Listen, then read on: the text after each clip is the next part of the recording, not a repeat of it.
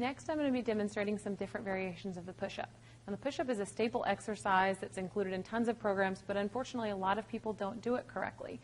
A couple of main things that I'm going to want you to make sure that you're doing is that your hands are about shoulder width apart. Especially for females, being out too wide can be a little bit difficult on the shoulders. Being in too narrow, while it's not usually a problem, is a little bit more tricep dominant than a regular push-up. So hands about shoulder width apart. If you want to bring them in a little bit closer to target the triceps, that's fine. We like to tuck the elbow somewhere around 30 to 45 degrees. Again, that's a much better position for the shoulder. We see a lot of women who are taught to do push-ups with their elbows out at 90 degrees, and again, that's not a good position for the shoulder. You also want to make sure that your shoulder blades come all the way together in the bottom and drive all the way apart at the top. You want to make sure the core is braced. Glutes are tight, so you want your ribs and your pelvis towards each other. You don't want your hips or your core to sag, and glutes are nice and tight. You want the whole body to move as a unit, too. We see a lot of people, they'll do a push-up and their upper body comes up first or their butt comes up first. You make sure the whole body's moving as a unit.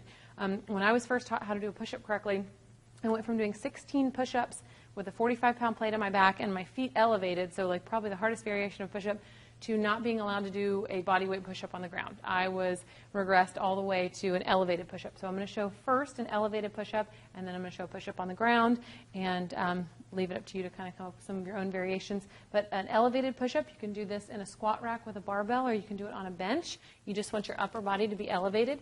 Hands are in line with the shoulders. As I come down, everything's going to be nice and tight. Elbows are tucked. Shoulder blades are coming together. I'm going to drive apart and drive my shoulder blades apart at the top. Again, if there were a broomstick on my back, it should touch 3 points of contact. My tailbone, my upper back, and the back of my head. That's how we know my spine's neutral. So if you want to make it more difficult, it's a little bit easier to do in a squat rack, but just to move it down a little bit. You can't really, this is not an adjustable bench, but you can always move it down a little bit or elevate yourself less. The next variation would be on the ground, just a regular push-up. So same exact thing, hands underneath the shoulders, body in a nice straight line. Whole body moves as a unit. Don't let your hips sag.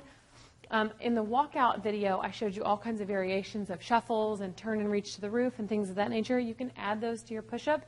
You can also add a chain. You can attach yourself to a band around a squat rack to make it more difficult. So there's all kinds of things you can do. You can elevate your feet, but just make sure you've mastered the basic push-up first. So that's the basic push-up and a few of its variations.